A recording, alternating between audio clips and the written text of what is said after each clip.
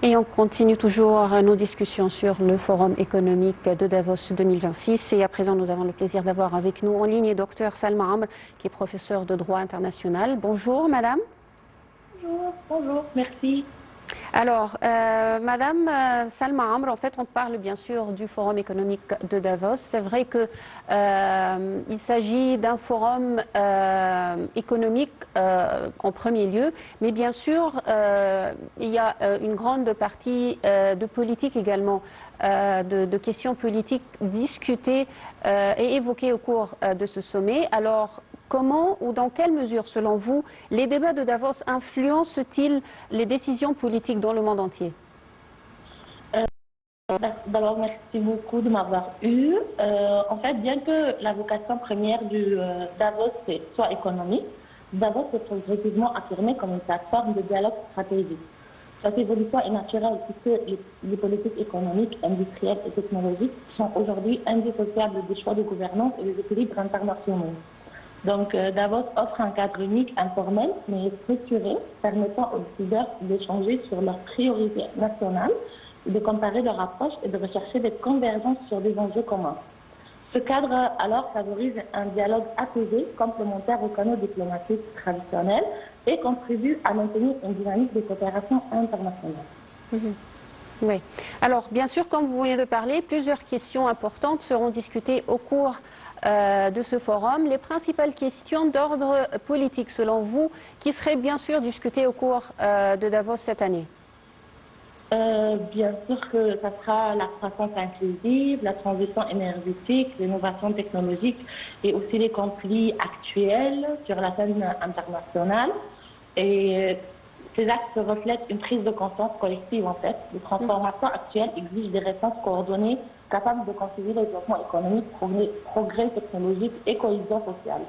Donc le forum met l'accent sur l'importance des cadres réglementaires adaptés, favorisant à la fois les habilités. Ouais.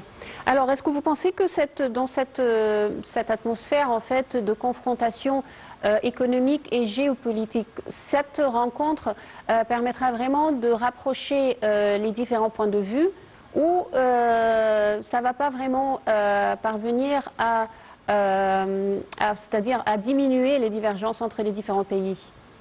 Bien sûr, ça va diminuer les conflits, ça va aider à favoriser de prendre des décisions en coopération, puisque c'est toujours le but de forums comme cela. Alors, quelles sont selon vous les grandes crises politiques qui seront sur la table des négociations et qui vraiment intéressent la plupart des pays participants à ce forum? Bien sûr, c'est le changement sur la scène internationale des pouvoirs et des puissances, puisqu'il y a un shift, on peut dire, ou un changement dans les puissances internationales maintenant. Donc, je pense que ça serait ça. Bon. Oui. Alors, on parle également de rivalité, bien sûr, la montée, si on peut dire, des rivalités des puissances entre les différents pays. Alors, comment cette montée de rivalité pourrait influencer, ou peut influencer, ou affecter plutôt l'économie mondiale, selon vous? En fait, aujourd'hui, l'économie ne peut plus être dissociée de la politique ni de la sécurité, puisque les décisions économiques globales, sanctions, chaînes d'approvisionnement, investissements, énergie, technologie, sont désormais directement conditionnés par des choix politiques et géostratégiques. Donc Davos offre un espace unique où les décideurs politiques, économiques et financiers se retrouvent dans un cadre non contraignant. Donc ce qui favorise des échanges plus francs et moins formels que dans les enceintes diplomatiques traditionnelles. Oui. Alors, comme vous venez de parler, il y a de grands sujets, de sujets importants économiques qui vraiment intéressent le monde entier, dont le développement durable et bien sûr la sécurité alimentaire. Selon vous, quelles seraient les principales questions concernant ces deux dossiers? Quels sont les points de vue qui seront avancés concernant ces deux dossiers surtout?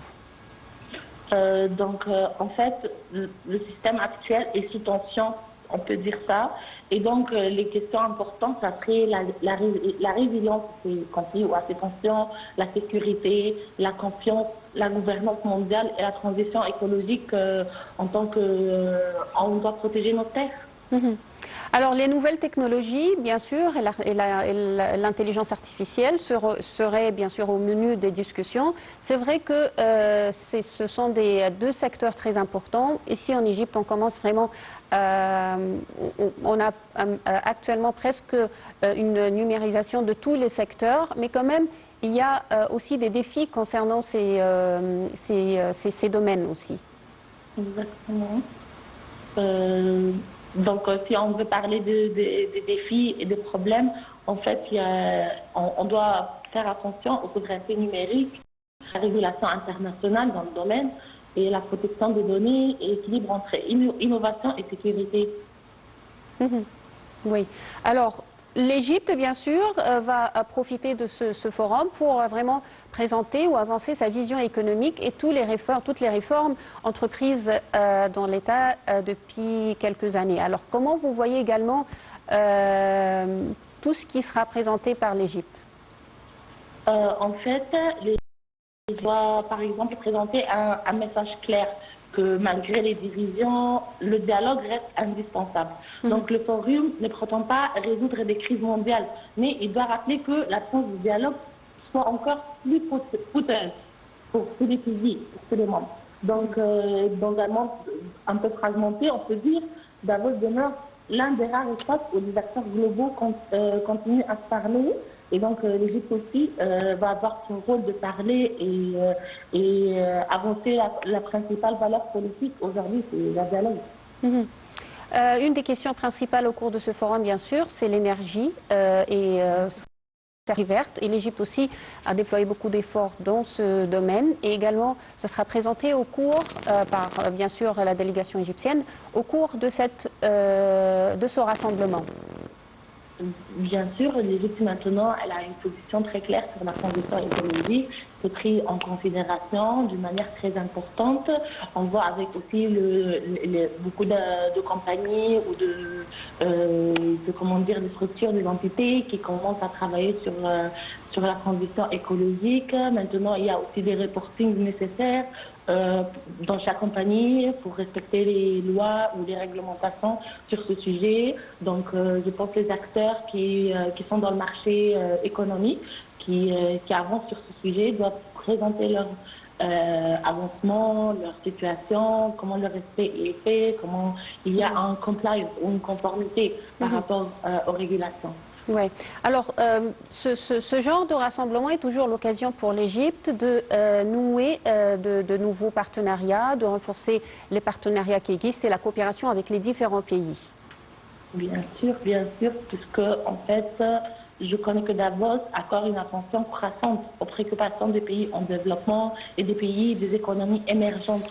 Donc, par exemple, en matière de dette, sécurité alimentaire, transition énergétique, financement du développement. Et donc, pour l'Égypte, c'est une opportunité stratégique. Ça doit renforcer la visibilité internationale, défendre les priorités régionales et se positionner comme acteur de stabilité et de médiation dans la région. Oui.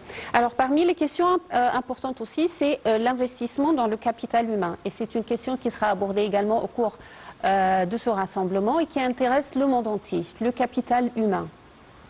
Le capital humain, c'est un asset très important. C'est quelque chose que tous les pays cherchent. Par exemple, on voit dans les pays européens, ils sont toujours à la recherche du capital humain. En Égypte, ça se trouve qu'on a un gros capital humain. Donc, c'est en fait l'ensemble des compétences, connaissances, qualifications, des expériences et des aptitudes. Donc, cela contribue à la productivité, à la création de valeur et au développement économique et social, bien sûr. Oui. Donc, c'est très important. Oui. Alors, certainement, au cours de cette rencontre, bien qu'il s'agisse vraiment d'un forum économique, plusieurs discussions politiques auront lieu, différentes questions régionales et internationales seront abordées. Selon vous, comment tout ce qui se passe dans le monde sur le plan politique influence directement l'économie mondiale? En fait, comme on a déjà dit que l'économie mondiale, c'est maintenant lié à la sécurité, aux problèmes géopolitiques, aux conflits. Donc, dans ce cadre-là, ou dans un contexte marqué par les évolutions rapides et dynamiques complexes, donc Davos, en fait, doit jouer un rôle essentiel en favorisant des approches constructives, responsables et tournées vers le long terme. Oui. Est-ce que vous voyez en fait que tout ce qui se passe dans le monde, ces problèmes géopolitiques et économiques également, cette confrontation, montre vraiment l'importance d'un renforcement de la coopération internationale pour vraiment parvenir à régler toutes ces questions et tous ces problèmes? Exactement, on est maintenant dans une période où on commence à avoir, ou pas on commence, mais on a commencé à avoir le multilatéralisme. C'est-à-dire que les États doivent se mettre d'accord, se parler, le dialogue, plutôt d'être dans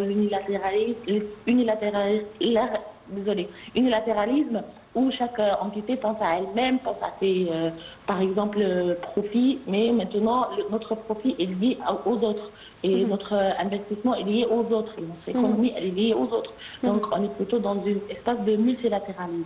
Oui, alors, c'est vrai qu'il y a plusieurs questions d'ordre économique et politique importantes qui seront discutées au cours de ce forum, mais selon vous, quels sont les défis les plus importants qu'a le forum économique de Davos?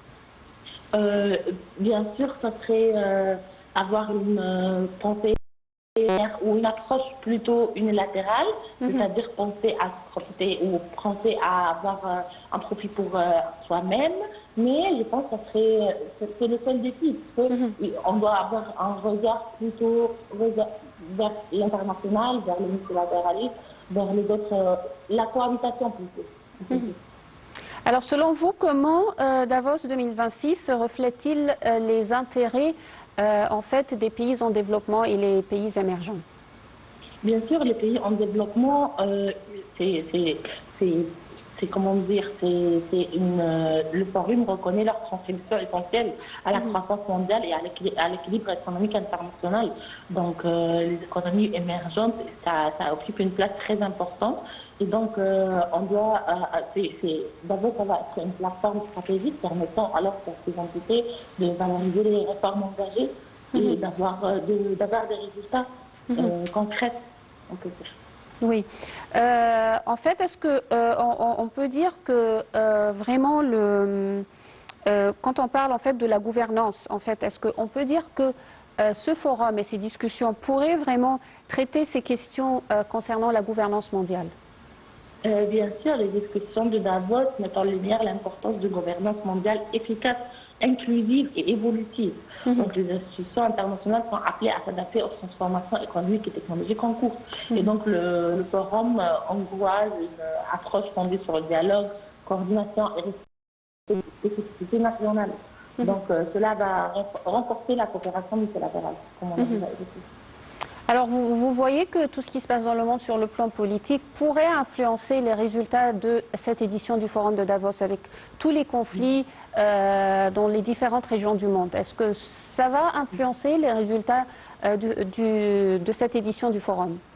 Bien sûr, bien sûr, bien sûr, puisque ça va jouer un rôle essentiel en favorisant les approches constructives, responsables en fait, et avec le dialogue et le multilatéralisme, donc c'est très important. Et les résultats, bien sûr, ça va être important pour tous les pays en fait, participants et non participantes aussi. Oui. Est-ce que bien certainement, le rôle des institutions financières internationales sera au milieu également des discussions. Est-ce que vous voyez que les institutions internationales pourraient jouer un rôle important dans le fait d'atténuer les impacts en fait, de tout ce qui se passe dans le monde sur les économies, sur l'économie mondiale tout d'abord et sur les économies surtout des pays en développement? Bien sûr, les institutions financières, ils ont un rôle très important. Comme on a évoqué, c'est un sujet très important pour les pays en développement en plus, puisque l'activité principale, c'est fournir des services financiers, intermédier les flux financiers et gérer les ressources monétaires. Donc, leur rôle est très important et ça joue un rôle vraiment central dans le financement de l'économie, la mobilisation de l'épargne, le soutien au développement durable aussi. ça contribue à la stabilité et l'efficacité du système financier. Donc ça a un rôle très important. Ouais. La sécurité alimentaire est également une question qui sera discutée certainement et qui intéresse le monde entier. Est-ce que vous pensez qu'on pourra parvenir à une solution concernant cette question, surtout avec tous ces conflits qui sévissent partout dans le monde? Bien sûr, parce que la sécurité alimentaire, c'est un sujet, comment dire, qu'on ne peut pas toucher. C'est quelque chose de très important. C'est un pilier pour la vie déjà sur la Terre. Donc, on doit garantir à l'ensemble de la population un accès durable et suffisant et sûr d'une alimentation adéquate. Mhm. Et donc c'est très important d'avoir un résultat ou une approche pour répondre à cette question et aussi c'est une priorité stratégique, donc visant à assurer un accès pour l'alimentation suffisante et de qualité. Oui, et donc, bien sûr, il y aura une solution. Ouais. Certainement, c'est une question importante et certainement, il est important de trouver une solution. Mais est-ce que vous pensez, avec toutes ces divergences, on pourrait parvenir à une solution au cours de cette édition? Bien sûr, avec, comme on a déjà dit, le dialogue, de se parler entre nous, de voir notre point de vue différent et d'arriver à une solution, bien sûr, c'est possible. Docteur Salma Amr, je rappelle, vous êtes professeur de droit international. Je vous remercie infiniment. Merci beaucoup. Merci beaucoup.